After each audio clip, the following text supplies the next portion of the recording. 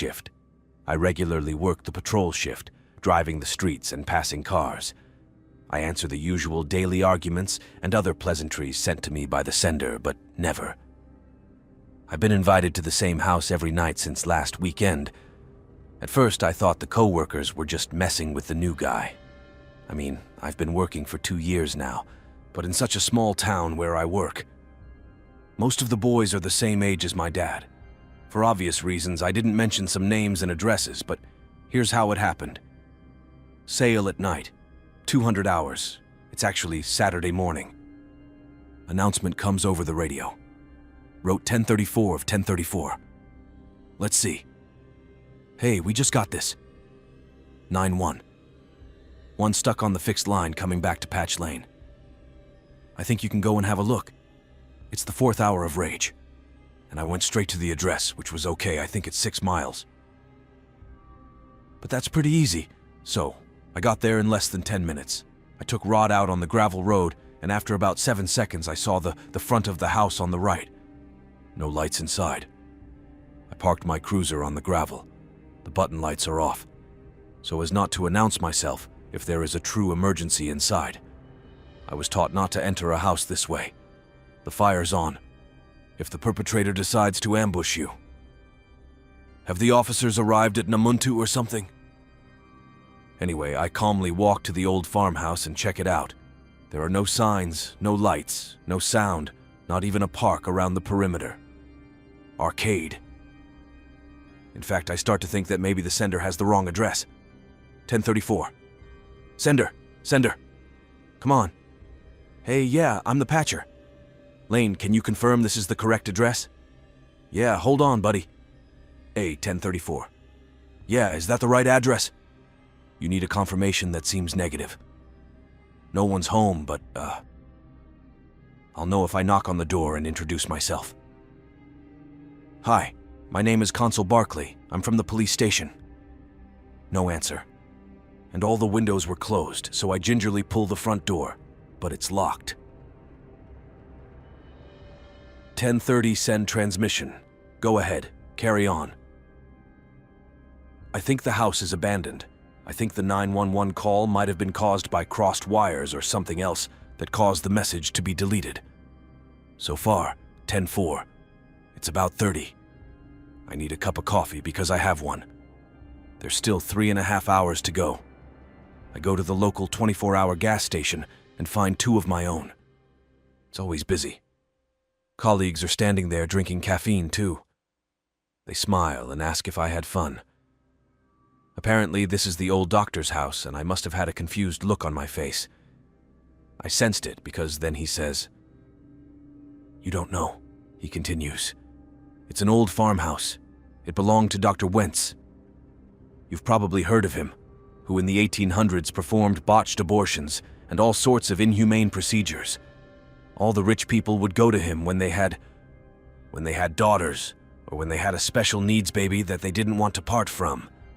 He built this house himself, and this road was even jokingly called Patch Lane, so all the potholes he did were for people." I finished my coffee, laughing at this old story. The guys had a taste. I wasn't going to let these men talk to me, especially since Maya was one of the few women in the department, and my skin must have been twice as thick. So, I'll finish my shift, get some sleep, and come back Saturday morning. Probably a little later, though, about 2 hours and 30 minutes. They're calling me. "Agent at 1034. Let's go." We received another 911 call from the same number as last night. This time, they stayed on the line, and we heard someone talking, but we couldn't make it out. "Can you check again? Can you confirm the address?" "Yes, of course, he's recovered again." "I'm fine now. I'm sure the boys are too. The shipment is seriously troubled, but I'll have to answer it anyway. Better to be reassured." So I set off. I turned onto a gravel road. I pulled into the driveway and parked. My crew leaves the house, checks the perimeter, and then backs up to the front door. Still no sign. Inside the 4. I knock on the door and announce, "Officer Barkley, Division." As I'm about to leave, out of habit, I check the door and the handle, and make sure the door opens. I was so surprised when the door opened that my right hand immediately reached for my right gun. Let me introduce myself again. Hi, my name is an officer with the Berkeley Police Department. Please come to the front door or for police security purposes before you enter the house. The reasons we always call on the radio. 1034. Dispatch. Let's take a look. No one seems to be home, but the front door is open. I go in and look at the house. It looks like it's been abandoned, but it's been rejected. Do we have a confirmation on the 1034? Still at the scene of the fatal accident. Do you need it slowed down or something negative? I'll give you advice if you realize I don't need your help. We're fleeing the murder scene. As I search the abandoned house, I enter the house with a gun in front of me. I walk through the first floor, dodging cobwebs and stepping over dead insects and creatures. I continue up the stairs, in the bedrooms and closets where a trusted person is present. I went downstairs and surveyed the basement. It is a very small basement, but it is divided into several small rooms. One room has a metal door with a padlock, but you need a key to open the lock. It is completely rusty, closed, covered in cobwebs and even big old. A black spider guards this lock. I think this lock has clearly become his home. He's been standing here for years, maybe even decades. Well, I wasn't too worried. Not too much, though, because in my mind there was no chance of anyone getting rusty. This old lock even had a keyhole in it. It looked rusty, full of rust and dirt. In the end, I just left and went to counseling. The sender again said nothing, so I had a cup of hot coffee. Around 400 hours met one of the people involved in Dewey's accident and asked him what the mess was at the scene. I was lucky. I wasn't at that location. He asked me about the house on Patch Lane, and I told him it was pretty scary, but I checked and made sure it was a broken wire. Somewhere, or I felt comfortable telling him it was scary, because I knew this guy from the days when my dad was a cop, and he treats me like a daughter. He said that in the 90s he got calls all the time, but it was true, the family lived there, and every time he came by invitation, they were surprised to see him, and they let him explore the whole house, and there was never any problems, just a single mom with 2 kids minding her own business. Very nice. I asked him what happened to this family, and he said, nothing suspicious. They left after about 10 months, definitely less than a year. And there were several other families. They moved in and out, just renting a house. But no one had moved in since about the late 90s. I asked if he remembered that there was a locked room in the basement. Honestly, I just didn't know what I expected to hear in response. He raised his eyebrows and said, you know, actually, I didn't remember until you asked. Yes. Wow. Yeah, I only remembered it because the nice girl who lived there with her kids didn't have a key. He couldn't get into the room and asked if I knew any local locksmiths, but I told him I really didn't. I don't know anyone because the police have to come somewhere at any time. We just picked the lock. She laughed and I remember she was a very attractive and pretty girl, so we both just shrugged. We found the idiot and continued our shift until early morning. Another DUI stop and a domestic violence call from a man whose wife had been drinking too much and decided it was time to confront him because he had been cheating on her for 3 years. Anyway, let's move on to Sunday evening. I'm at work again, and this time there's a call. The call didn't come until 3 in the morning. Author, 1034. Come on. Hey, us. We got another 911 call from the switchboard. Can you drive because I was inside? In the middle of lunch, I decided not to go. Yes, dispatch, I'm coming. I didn't see a landline in this house last night. Stand by, 1034. Sergeant Oakley. This is Oakley. Let's see it. Hey, Sarge. Did you hear that call? Should I go or not? Can we delete it? 1030. The Ford is just driving, and you don't have to get in the car if you can't see anything. Anything. But at least drive by. Okay, I got it. Show me the route. I have a piercing. Since I didn't have time to finish my meal, I did my job and drove down the gravel road again. This time, the front door was open, and I know for sure I should lock it up for the night. do. At that point, I started to think there was a homeless person inside. That would constitute trespassing anyway. Then I called dispatch that it didn't open and go check it out. Maybe. And now I see someone running from around the corner. I pull out my gun. Because I have no idea what to expect here, I announce and run after them. But when I turn the corner, there's only the kitchen and a door to the basement. There's no way out. So I run to the basement. There's no one downstairs. I call the radio for help, but there's no answer, so I go back down, and I still can't hear anything. I finish cleaning the house, but I still can't find this man. I use the cruise ship. And that's when I caught my breath. I understand. 10:30-40, dispatch. Jack, did you hear my help? Negative. 10:34. You need division. No, you can ignore it. I just got this. One subject is present, but he's gone. I'm going back to the station.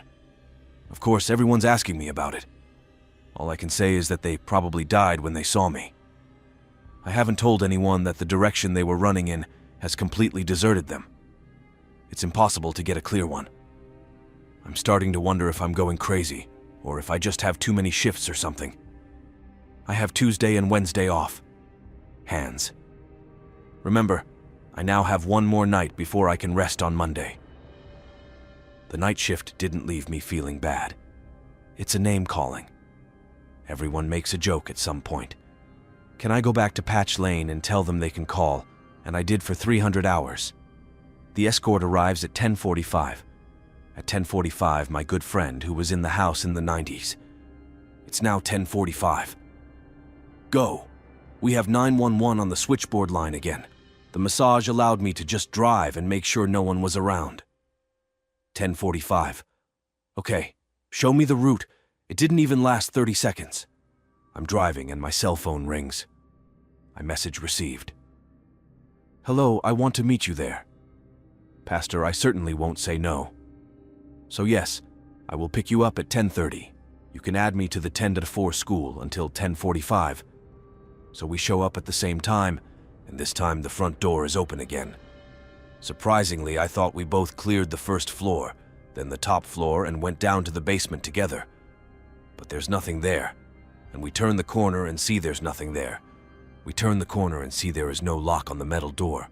We don't look at each other anymore. And he says, "Hey, I thought you said it was locked." I say it was. He slowly opens the door, and then the worst smell hits us in the face. An odor I know all too well. The smell of death. Death. We find it. The body of a young woman, swollen and fresh. Naturally, it swells and retains gases for about 2 to 4 days after death. And there it is.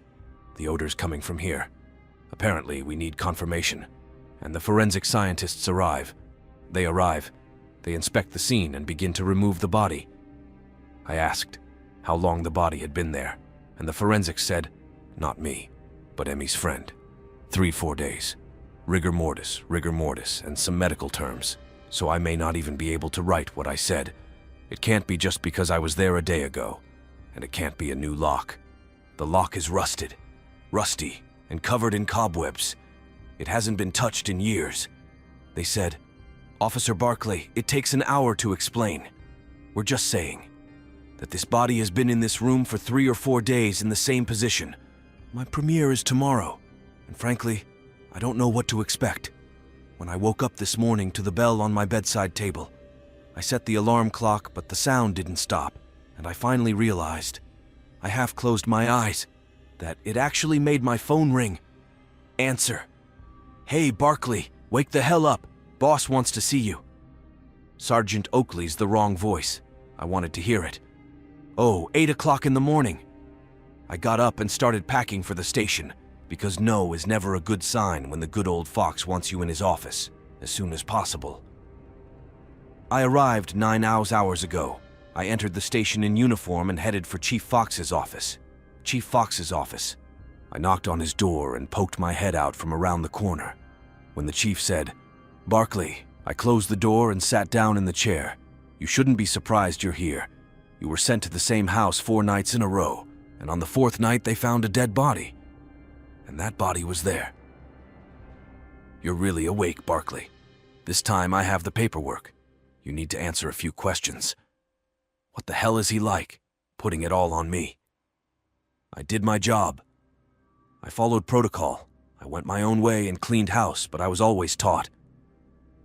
All right, boss. What questions do you have?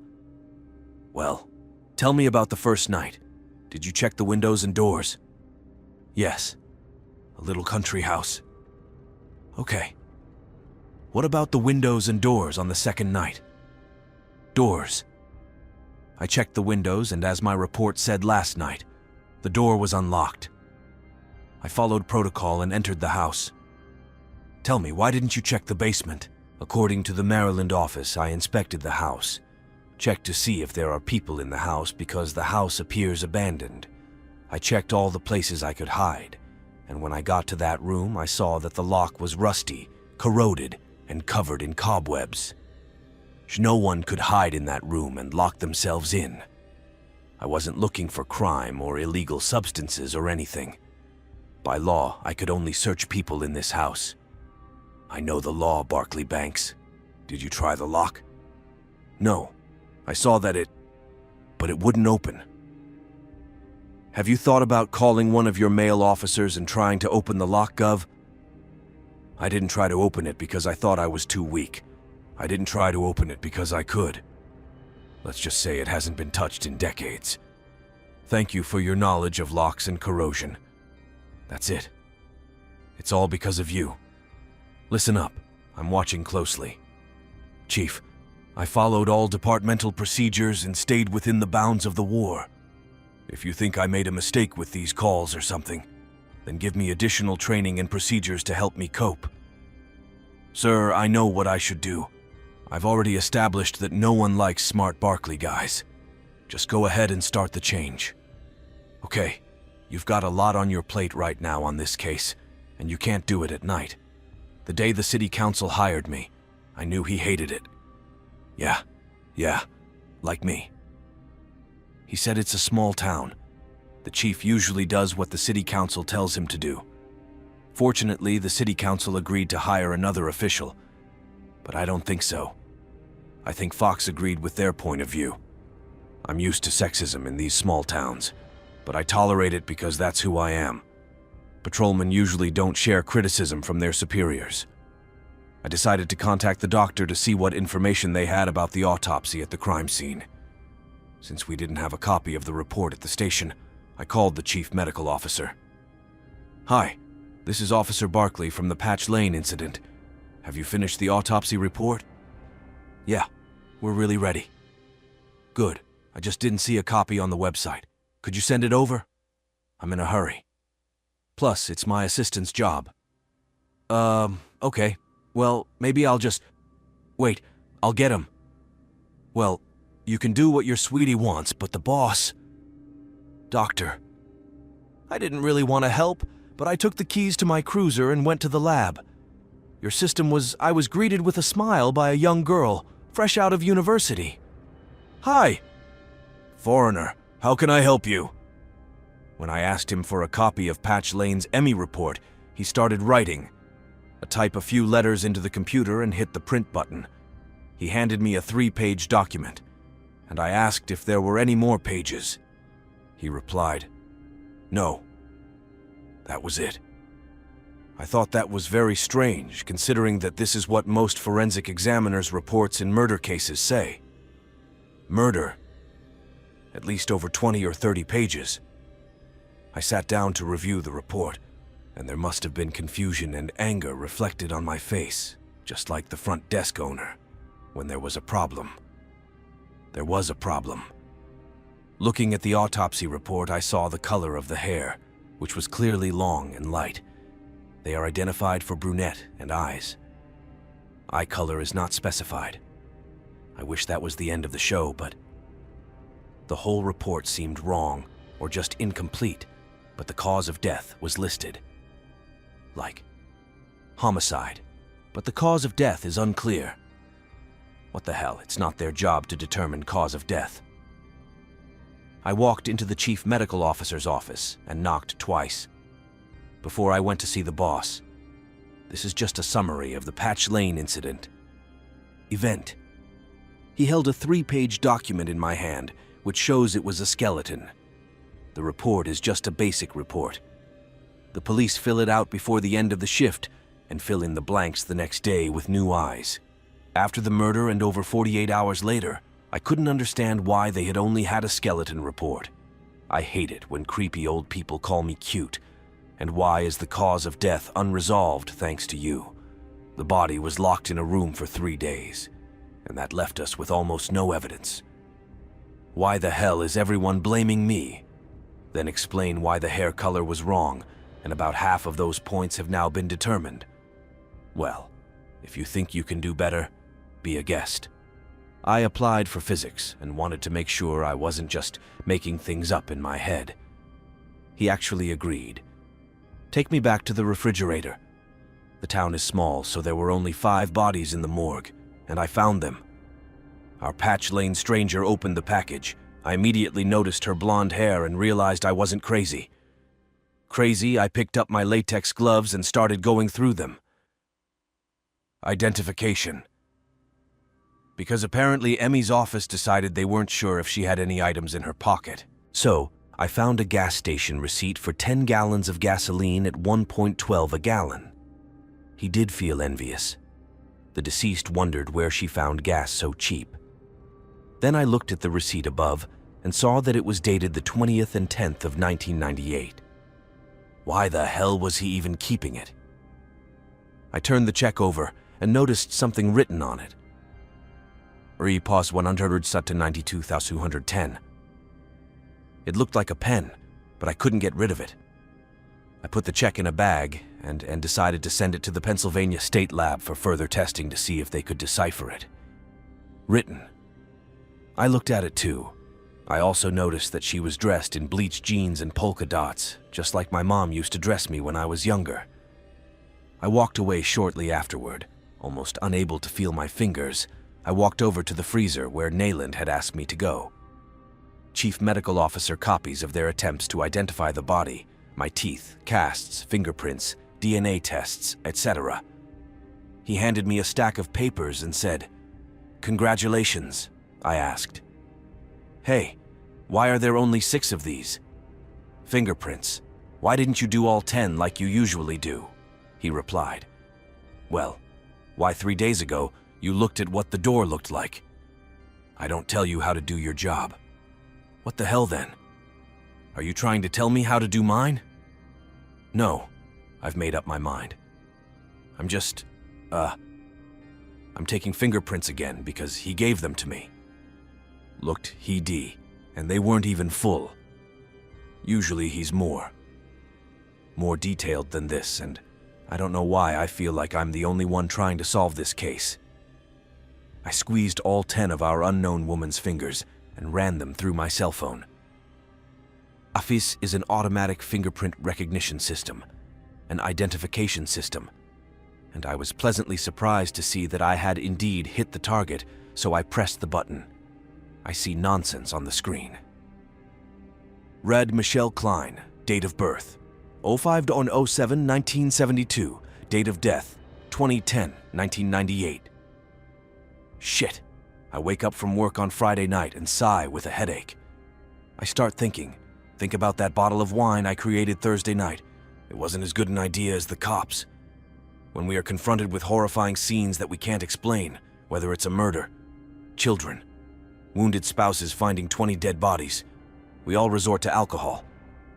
I personally turn to the good darkness. Merlot, I just couldn't stop thinking. How the hell? This body could have died 20 years ago. It was fresh. I could still smell it. I just didn't need anything. I grabbed my keys with my left hand. The fingers of my right hand got caught between Judy and the uniform straps. I run out to roll call. As I drove to the station, all I could think about was how to do it. It just wasn't possible. The message on my cell phone was correct. I decided to do it as soon as the meeting was over. As soon as roll call ends, I pick up another cell phone. Hey, if I ask the Batcave, they're not that creative.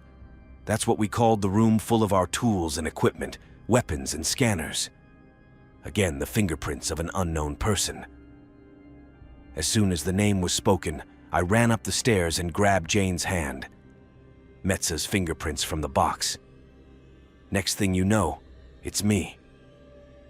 Took one of Afi's new cell phones and scanned Jane Doe's fingerprints. It worked slowly, but he seemed to think through the screen. Read the treatment 3 times. It seemed like forever to me, but maybe it was. Literally 3 minutes later, I got a message. The system was down. 1/10 failed. It's weird. It hadn't happened to me before, so I decided to try again. This time, I actually felt my heart start to beat harder and harder as I waited for the results. Processing, and no results. What the heck are you kidding me? I often see this reaction when scanning a suspect's fingerprints, which never happened. I didn't tell anyone about my previous results to Michelle Klein because it didn't make sense to me. I have to admit, I was worried. Something like this was going to happen. So what? Looking crazy before I could jump to my computer and start digging. I heard a voice, a sound loud and high and shrill that would make any cop's heart beat harder. I just got a call about a shooting. They were shooting at close range. The caller doesn't know where the shooting took place, but he heard 3 shots and then screams. Bells and someone's screams. I ran to my cruiser, turned on my lights and siren, and ran to the scene. We drove around the region for an hour in vain, and finally the delivery service was up in the air again. Delivery to all departments. We just got a call from the hospital saying they have a gunshot wound, is a patient, and wants the police to respond to the call. Sergeant Oakley was kind enough to offer rookie assistance. That's how I spent the rest of the night.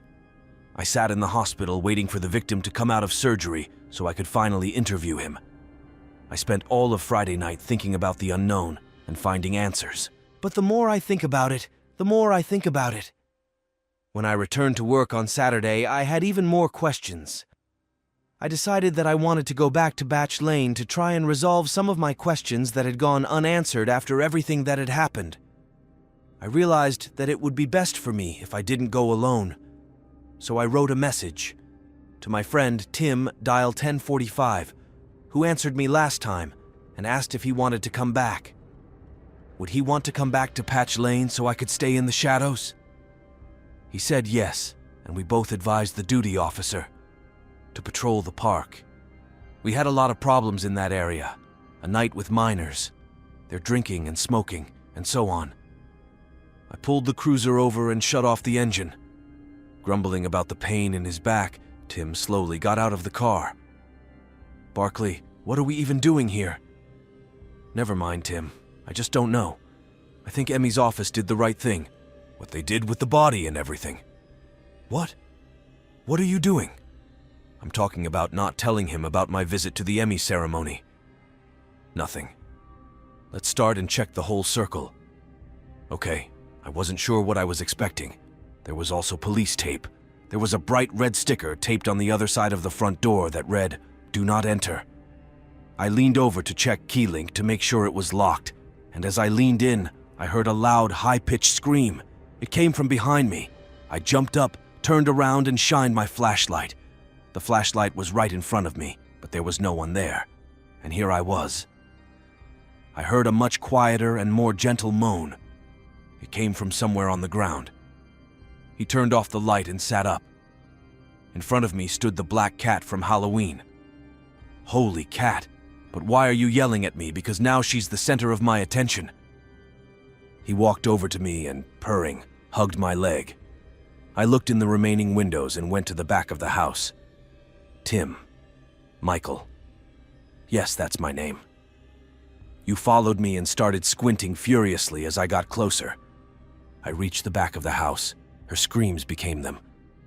Later, I had to drop a few crackers out of my pocket to distract myself. And thankfully, it worked. I noticed a shadow in the top little window, but I didn't realize what it was. I started backing away to get a better look at the shadow from the upstairs window, or to shine a flashlight. About 7 or 8 steps back, I felt something hard and sharp hit my ankle and knees. Tim had run. Because this time it was only me screaming, not Haley. He shined his flashlight to make sure everything was okay, thank God. There was no blood, really, and everything seemed fine. I bent down to see what it was. As I approached my ankle, I felt a sharp piece of rusty metal. It was an old cellar, door, handle.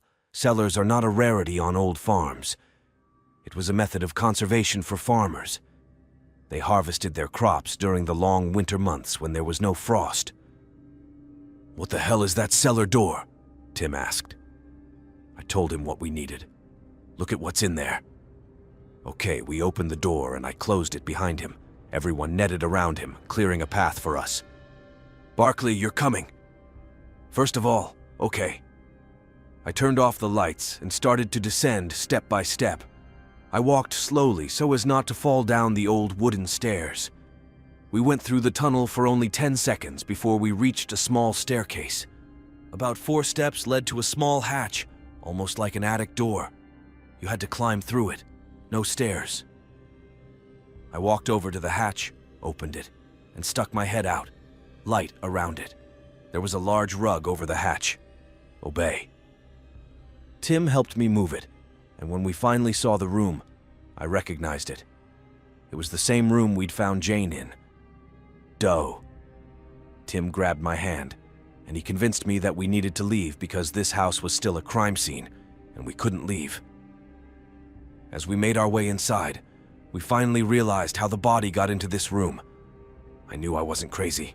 No one just touched that look. We turned around and continued on our way, being careful not to break anything. I tried to find directions along the way, but it was too dark. We got back to our cruisers and settled down.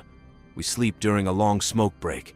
Even though I don't smoke at all, I came home, turned off the power and left. Sunday for work. I like to work on weekends when the station is a little less crowded.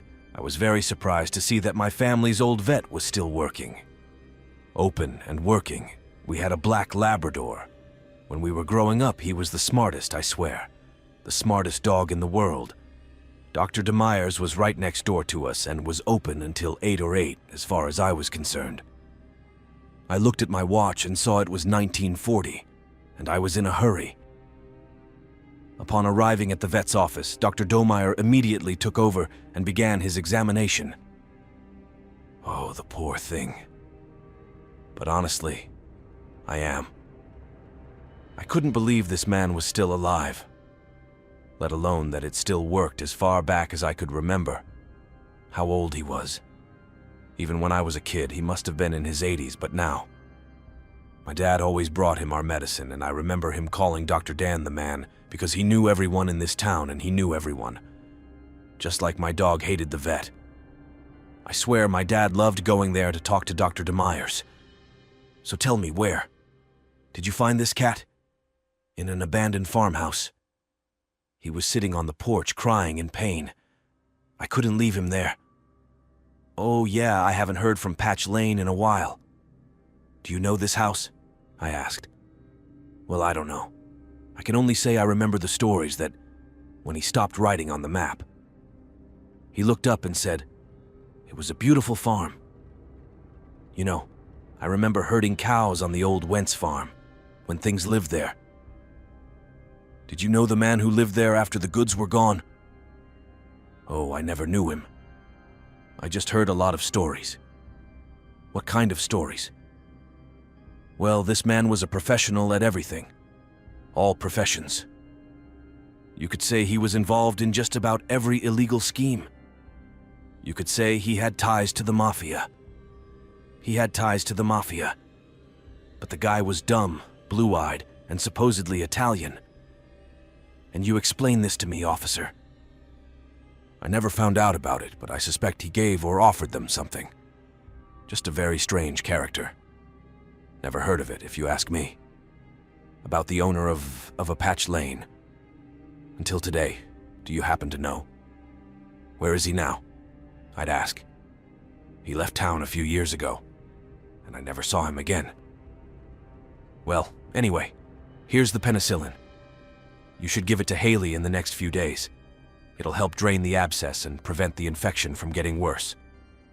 What if it gets worse, call my office. Okay, hold on. What the hell am I doing? We have to give him medicine. So now I have a cat. I'm more of a dog person, but I also hate the idea of giving him to the local shelter. Or on the road. Not on the way home. I went to the local store and bought cat litter box filler, cat food, and cat food, at least for the cats. I think the more dogs, the more independent they are. Healy decided to sit next to me. All night. Honestly, it was the best sleep I've had in months. I woke up Tuesday morning determined to have a productive day today, even though I had the day off. A day off from work and I was completely exhausted. I began to wonder who might know more about Patch Lane or Michelle's client. All my thoughts came back to one person. My father. That's him. Served on the police force in the 90s. He even served on the police force in the 80s and 70s. So I drove to his house and turned down the driveway. I saw a rose bush blooming in front of the house, and I immediately thought of that. Of the mother. He died a few years ago, but I come to visit my dad every time. As for Dad, I find memories of him everywhere, like a rose bush, or something like that. When I entered the house, I was greeted by a huge bear hug. After feeding me and serving me his famous top-secret recipe coffee, he sat down at the table. Dad, how about you? Have you ever been to the Patch Lane house? Wow, yes, in fact, many, many years. It's been a long time, but why were you there? The ATF needed a couple of uniforms to collect evidence. In one case, they arrested the owner of the facility for gun smuggling and were held in a farmer's barn. I investigated the place. After waking up, I had never heard of an ATF raid. Well, that's because it was. When I go to work. But today was different. As soon as I entered the station, I could hear my co-workers discussing some outfits in the supervisor's office. Sergeant Oakley saw me and snapped his fingers. Barclay, get in here. The warden was called. Because of the unexpected visit of some suits, he wants to see you in his office today. I went upstairs immediately. The leader was a little surprised that the feds had gotten involved. At this point, I began to wonder if the FBI was involved because of a possible serial killer or something else. Fox's head quickly interrupted my thoughts. Although, Barclay, get your ass over here. On the place. The wonderful sound of his voice. Hey boss, how can I help Barclay? In this case, the U.S. Marshals were called in to help. They usually hunt fugitives. They think a fugitive did this to our Jane Doe. My mind is racing 100 miles an hour right now, boss. Fox told me I had to sit down with him and answer all the questions. The questions they had. I sat down at the table and told them about my last week, explained how 911 got hung up, how I was going to find the body and all that. A personal search, that's all. I had no intention of giving them fingerprint information. Michelle Klein asked me what I was interested in. Officer Barclay, are you familiar with the U.S. Marshals Witness Protection Program? Talking to U.S. Marshals has rendered me speechless. Seems like every time my question was answered. 10 more questions arose. Why Jane Doe was in the Witness Protection Program, and why would he risk his life? Nelu, come back here. Who wanted him dead?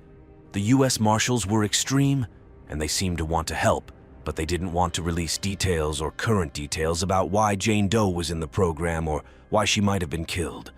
But they told me. Years ago, he was a key witness in a very high-profile ATF case. They also admitted that Michelle Klein was actually a real name. But they faked his death in order to join the program defense. Every time I ran his fingerprints with Office, an alarm went off in their system. That's right.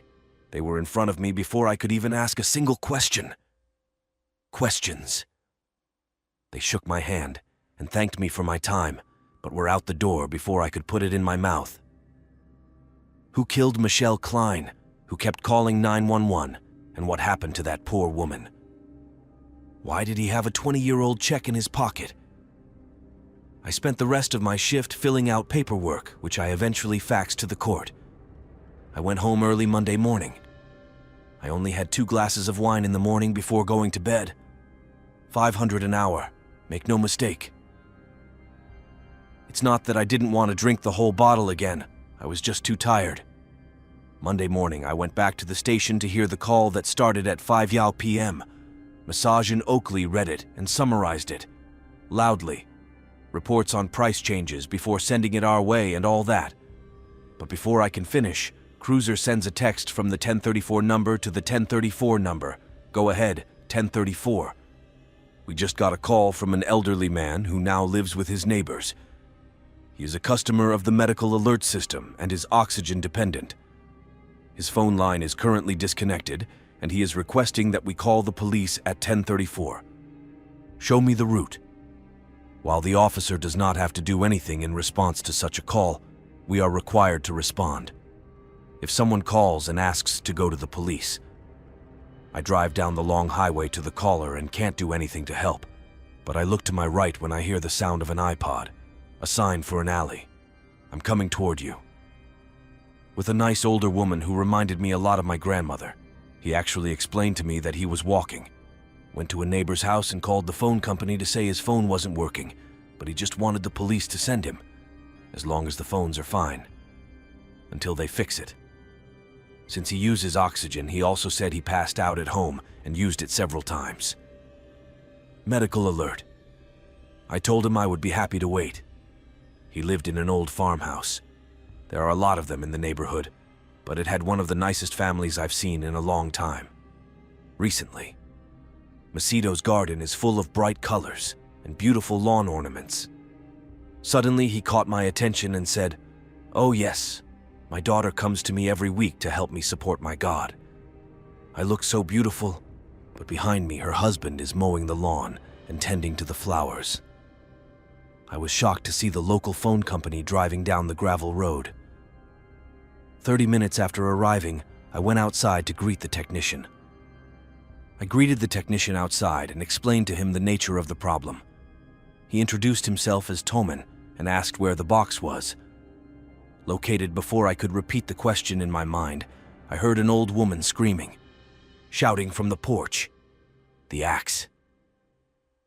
Outside the barn, I followed Tom to the back of the barn about 20 yards when I saw a large pole about a square foot square, closed O1 country. Tom walked over to it, stuck his hand in his tool belt again, and I asked, "What's this?" "It's the box that connects his phone line and his neighbor's line to the PBX. I'll take a look at it. If there's a problem with the wires, plugs, etc." He tried to open the loop, but he was unsuccessful. Nothing came out of it. It takes months, maybe even years, to open old things like this. And it takes some effort to open it, if you know what I mean. We're here. The front panel opened up. After applying elbow grease, I saw wires and stickers with a row of numbers next to the letter Y.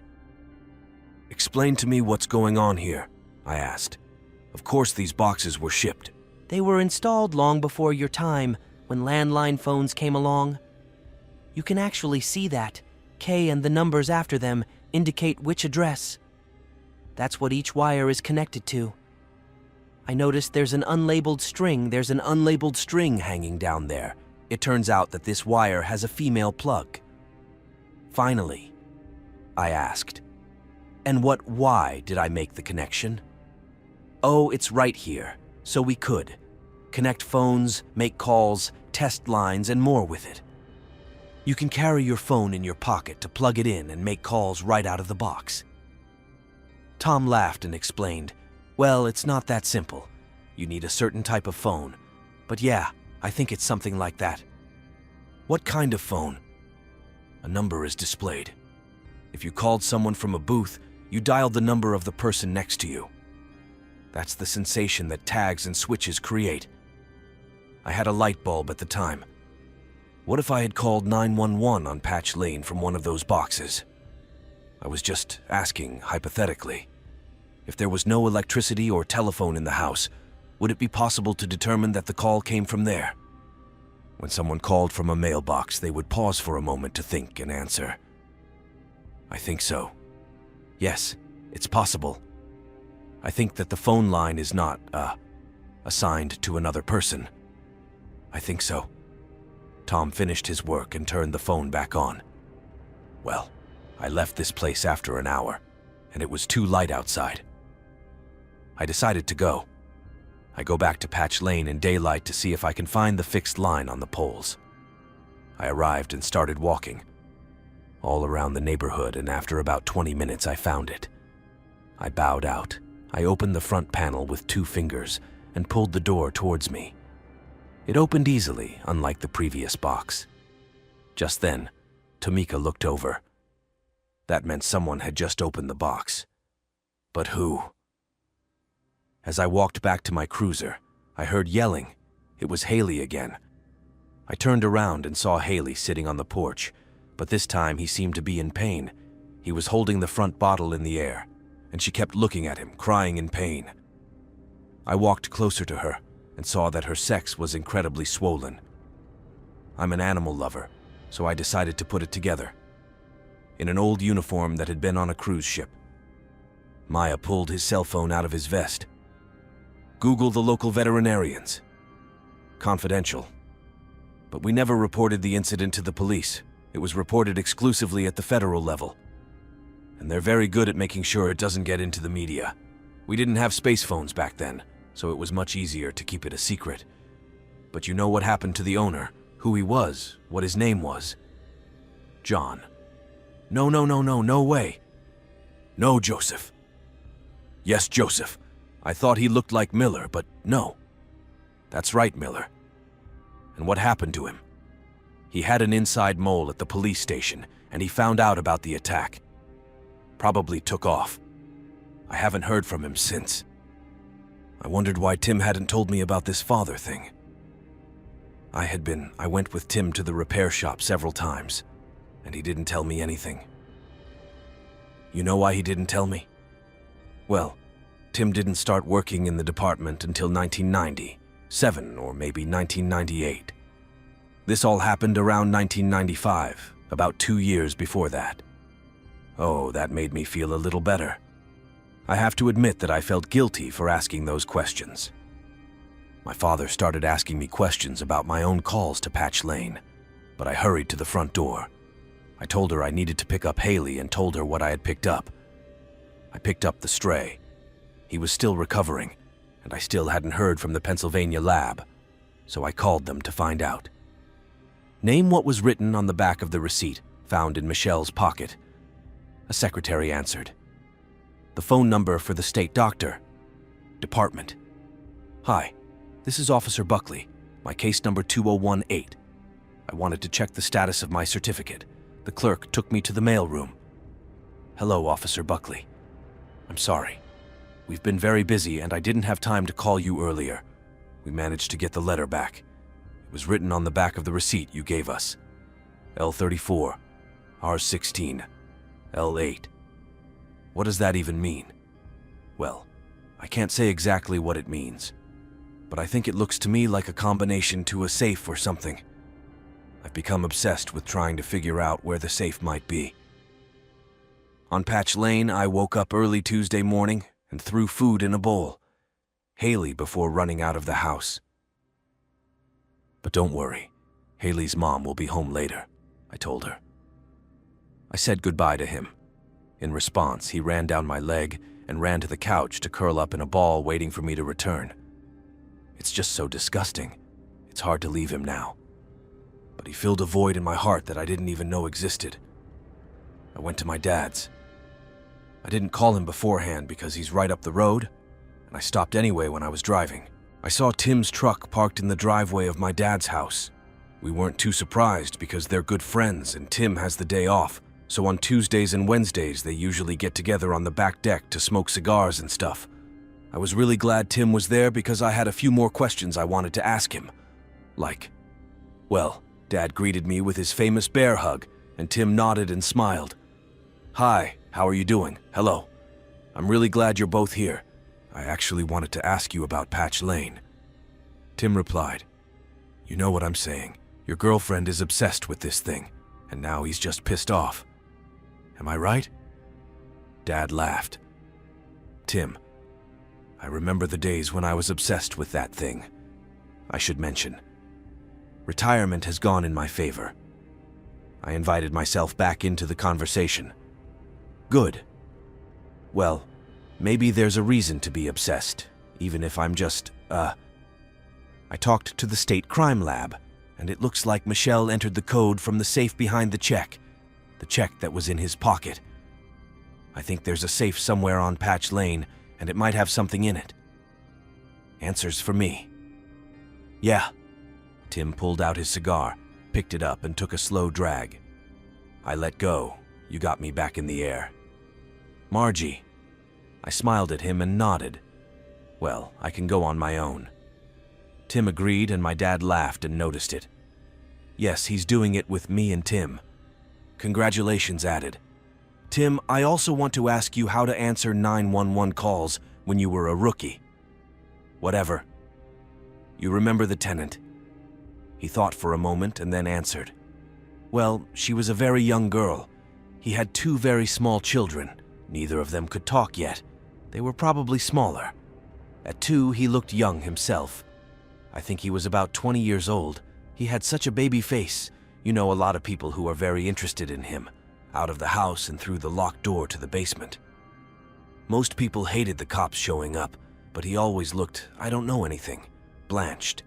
He mentioned how big the house was and that he always felt like someone was watching him. Similar comments were made by later residents. And I've always said it's history.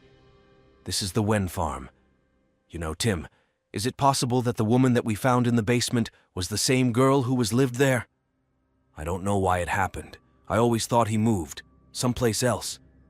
Because right after he left, there was a new tenant. But I don't know what happened to him. Do you remember his name? Oh my God, I'm not good at remembering names. I never forget faces, but I don't remember names. Well, you know, that's why I immediately write down the name of every person I interview. I can't even check anything because I've never done a home inspection. Well, maybe her name was Michelle. Klein. I honestly don't know. Maybe he could have been, but I have no idea. That was 20 years ago. About 20 years ago, I turned to my father. Dad, what do you know? The residents of this house in the late 90s. He glanced nervously at his cigar and took a shortcut. Well, me. Remember, all the residents were the same. What do you mean they were the same? Dad, it's important if you have something to say. Just tell me what. You try to spit it out. He took a deep breath. Well, all the residents were young, kind ladies. They were mostly blondes from the people I lived with out of town. Your mom wouldn't want me to stop to talk to her at the grocery store if you caught my eye. Wait. You mean that's what you think? They were prostitutes?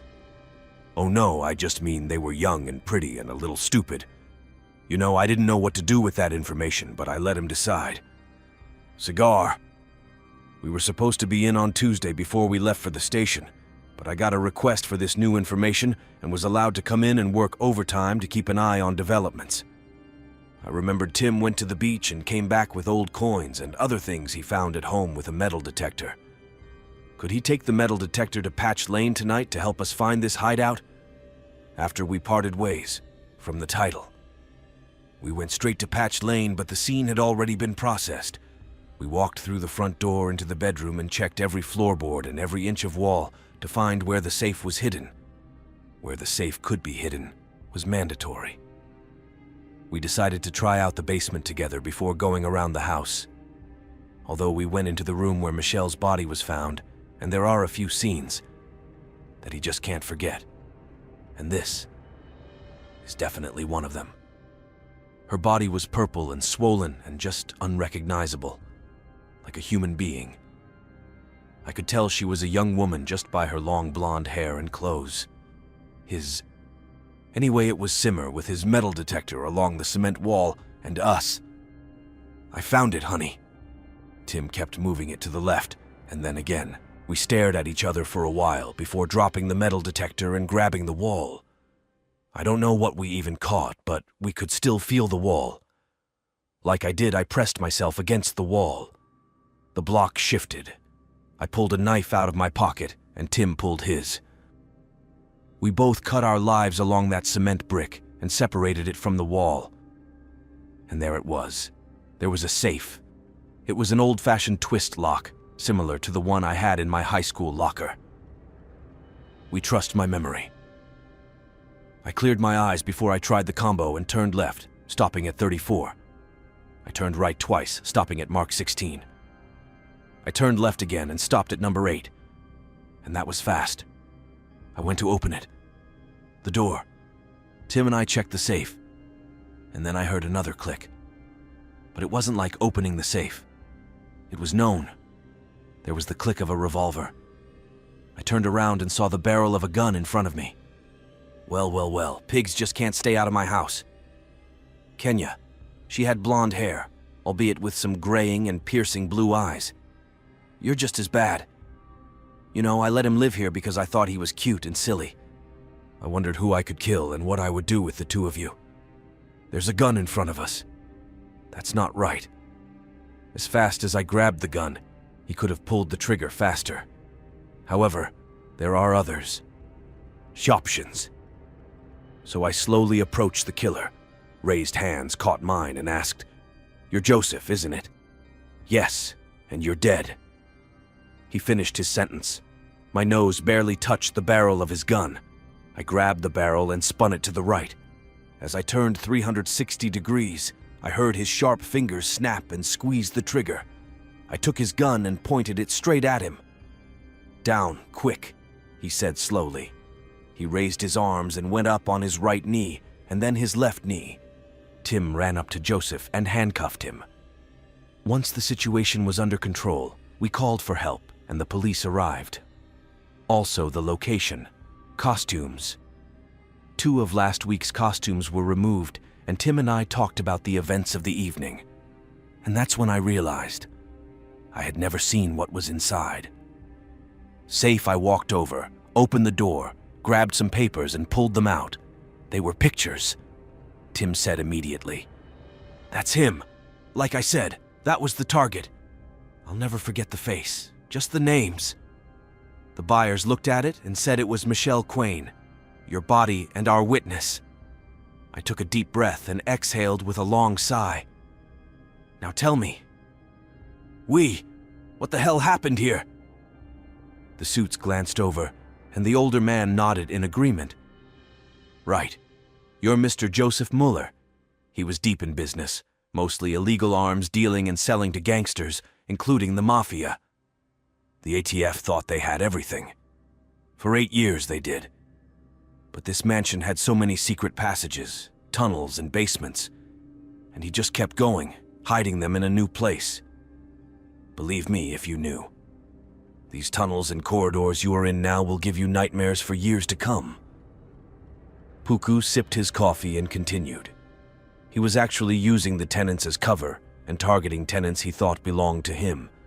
He never asked for anything and never bothered to send Boxer PO checks to pay his monthly rent. Publication. He didn't wait for Michelle's client to start asking questions and delving into the matter. House. He ran to one of his basements where he kept his guns and called the Federation. He didn't realize it right away. At the time, he didn't know if the local police could be trusted and immediately contacted the ATF. The ATF contacted us and reported it. They knew Muller and realized that if you found out what he knew, he would be dead. So they sent him to us. Inside protects him. Part of his defense was that he had to fake his death so Muller wouldn't arouse suspicion and get away. At first he refused to look for her, but when we explained to him that his children's lives were in danger, he agreed. He looked at the safe and continued. "It looks like he used this safe. The safe holds old family photos and birth certificates as proof of their existence." We told him he had to leave everything behind and that he couldn't take any evidence of his past life or our children with him. But all of this happened on October 20th, 1998. And it seems that the safe code he wrote on the very first piece of paper that he found and kept. Years later, we learned that his son had been diagnosed with cancer. About 2 weeks ago, we got word that his son had been diagnosed with cancer. Cancer. The man was only 22 years old and had a brain tumor. He kept telling us he wanted to meet her, and we kept explaining to him why that just wasn't possible. And we even told him that he probably wouldn't recognize him anyway. Maybe she wanted to take these pictures to show him, to prove to him that she was really his mother, to refresh his memory. Well, when he was here, Joseph had to. I saw him from one of my trees and I wanted to silence him. He was one of the few witnesses willing to go along with it, and we still hadn't caught him after all these years. I replied, "Well, I hope so. Now the whole case may be closed, but the lawsuits are answered." "Yeah. No, I don't think so. I don't think you should call 911 from this house again. It's confirmed. I'll talk about what they just said and asked." "Yeah, but wait. Who made those calls?" Then they said they did. "We can't release that information, but you can consider it good information. Samaritans, who have eyes everywhere and want to see." Justice was served. Eventually, we made our way back to the train station where I began the endless paperwork. Now that we were more private, I grabbed one of the suits and decided to tell him about my experience in the doctor's office. I was beginning to feel like he had something to do with it, and they had to know that. He stopped me and said, "Well, this. Actually, the doctor himself wanted to talk to you about it. Wait. Emmy has the suit again." And he held out his hand for a handshake. I was embarrassed by the gesture, but I brushed it off. His hand. "Officer Barclay, I just wanted to say what a great job you did on this case. I also wanted to personally apologize for my behavior and conduct. In this case, I received an anonymous threat that if I performed an autopsy or did anything with the body, my family is murdered. It's true. They even knew where my daughter went to school, the school and her schedule, and everything else. I'm so sorry for everything. I was just afraid to go to the authorities because I was afraid for my family, and so on. I'm really glad it turned out the way it did. You weren't persuaded and you followed through. Through the sender. Broker canceled. 1034. 1034. Jack, can you answer question 911 in the affirmative? What's the address? I woke up early in the afternoon and found I had a pair. Not in my chest. It was Haley, and that cat became the love of my life because we found each other about a week ago. However, I know I can do without a new vibrating alarm clock because, of course, I scratched it a few times before I took it off my chest, looked at the clock and saw it was 1 to EOS. So up, took a shower and started slowly getting ready for work. That evening, I put on my uniform, got ready, and went out. Roll.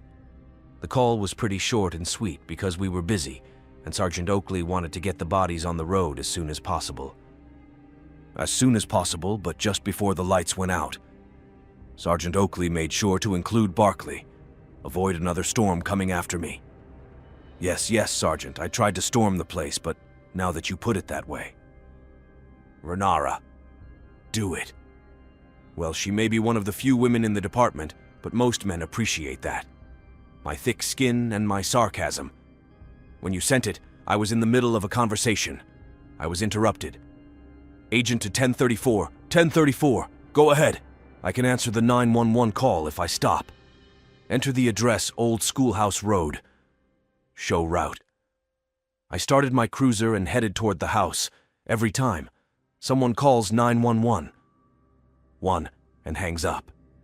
Now it's up to us to answer it. If the sender can't call back and talk to someone.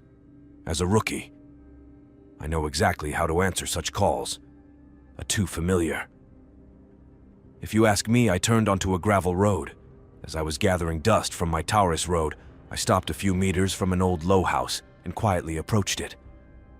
There, my surprise. An elderly woman was sitting on a flowery chair. I was just watching TV. No one was home. So I walked over to him. This is Officer Barclay. Department, go to the front door. The woman slowly got up from the chair and grabbed the handle. Walker. He came to the front door and said hello to me. Hey, it's the officer. Something's wrong, ma'am. It's okay. We just got a 911. He was running this house. Oh yeah, it's nice here, officer. That must have been my husband. I was immediately wary and asked, "Where is your husband? I need to go make sure he's okay." Then he shrugged and pointed to the fireplace. "Well, there he is, the officer." I looked over to where he was pointing, but there was nobody there. There was no one there. I was worried.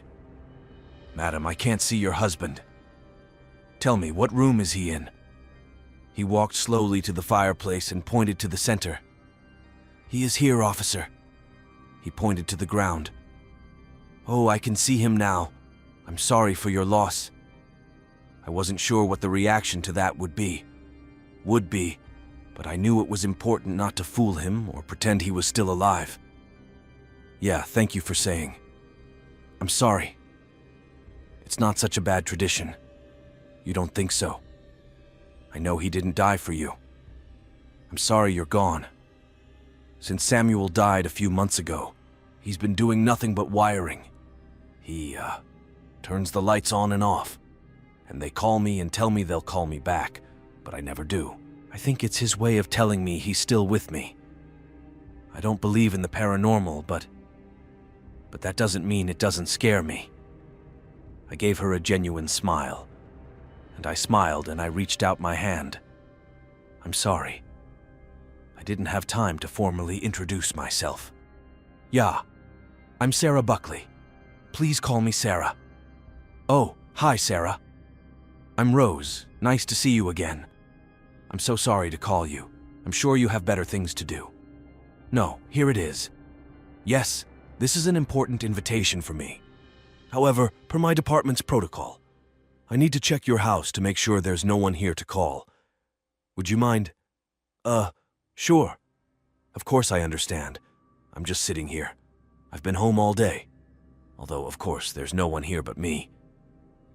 He leaned back in his chair and continued watching TV as if I wasn't there. I started exploring the first floor of the house. I cleaned the kitchen and living room and went to the bedroom. I checked everything. I checked every closet and every place a person could physically hide. The first floor was clear, so I went there. In the basement, I saw an old workbench full of various machines and tools used to load ammunition. From the looks of it, I know these items well because this is my hobby. My father has been doing this hobby for 2 years now. Everything was covered in dust. It looked like loading ammunition was Samuel's old hobby. I saw that there was a row of empty, clean shelves on his tray, as if he was going to load them. He was very good. An antique charger that I know my father would have envied. I even wondered if Rose knew the value of this antique. As I approached his desk, I was impressed with how organized he was at Tadeus. Everything was ready for him to get back to work at any moment. I looked toward the corner, toward the basement door where I saw his coat. It just hit me. I wondered if Rose was waiting for him at home, after all these months. I went to the bathroom and finally went back upstairs. Walking through the basement, I slipped Judy's belt between the stairs. The ring and stand had been installed by Rose. I went upstairs and through the living room to the second staircase. The stairs lead to the second floor attic. I slowly walked up the stairs and opened the attic. I felt it. I felt the musty air in a room that had clearly not been used in years. I looked around the closets and the base of the bed, and I couldn't find anything suitable. As I was about to leave, I noticed a small nook behind the door in the corner again, and I had to check everything where a person could hide. So I opened the closet door with my left hand, holding the gun in my right hand. The closet was dark, so I grabbed a flashlight. I illuminated them, and the closet was almost empty, except for an old lamp, an old dresser with brass locks, wooden skids. But when I looked at the old box, all the hairs on the back of my neck stood up. My hands were covered with goosebumps. My intuition has saved my life many times, so I just learned to follow it. I crawled slowly, on my way to the chest. I opened the lid and found that the chest was full of different things, and no one was hiding in there. I breathed a sigh of relief, so I decided to get it out of the closet especially since I knew Rose couldn't climb those stairs, and I thought maybe she'd be interested in finding out. I hung it on the railing of the attic. "Hey, Rose, there's an old trunk in the corner. Do you know what it is?" Rose replied that it was here. "What kind of trunk is that?" I decided. "Take it down. Let him see it." I put it at his feet and opened it. I could see everything much better. It was clearer now. We were in the light, and their old newspaper clippings were pictures of clothes. One photo. It particularly caught Rose's eye. He leaned over and took the photo, caressing the edges, and he actually started crying.